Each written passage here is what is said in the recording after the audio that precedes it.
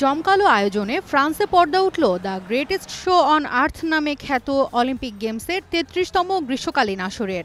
বৃষ্টি বাধা উপেক্ষা করে প্যারিসের সেন নদীর তীরে উদ্বোধনী অনুষ্ঠানে অংশ নেন হাজারো ক্রীড়াবিদ। অভিনব উদ্বোধনী আয়োজনের জন্য প্রথমবারের মতো স্টেডিয়ামকে রূপান্তর করা হয় ওয়াটারওয়েতে। ৪ ঘণ্টা ব্যাপী চলে নাচ, গান, খেলা ও চোখ ধাঁধানো আতশবাজি।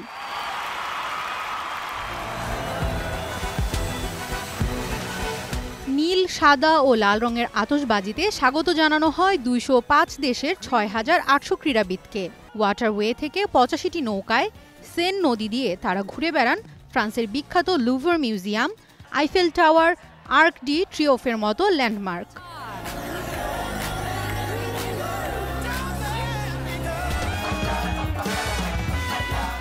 চমক হিসেবে আসেন যুক্তরাষ্ট্রের জনপ্রিয় পপ শিল্পী লেডি গাগা। ফরাসি ভাষায় গান গেয়ে বিস্ময়ে জাগান দর্শক মনে।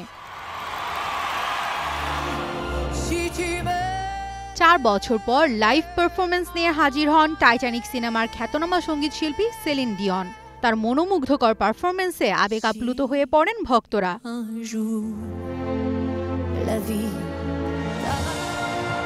১০০ বছরের মধ্যে এই প্রথম গ্রীষ্মকালীন অলিম্পিক আয়োজনের সুযোগ পায় ফ্রান্স। ২০০০ শিল্পী তুলে ধরেন ফরাসি ইতিহাস, শিল্পকর্ম, সমৃদ্ধ সংস্কৃতি, খেলার ইতিহাস।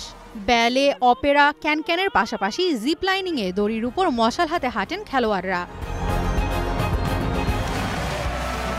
ফ্রেঞ্চ অ্যাথলেট বাহি নৌকার নেতৃত্ব দেন আন্তর্জাতিক অলিম্পিক কমিটির প্রেসিডেন্ট থমাস ব্যাক। কড়াই আকৃতির হট এয়ার বেলুন উড়িয়ে উদ্বোধনী অনুষ্ঠানের সমাপ্তি ঘটান ফরাসি জুডোক গ্রেট টেডি রায়নার এবং দৌড়বিদ মেরি হোসে পেরেক। এবারের আসরে ১০,৫০০রও বেশি ক্রীড়াবিদ অংশ নেবেন ৩২টি খেলায়। আগামী ১১ই আগস্ট পর্দা নামবে Paris অলিম্পিক্সের। Tahmina Tashrif, news time.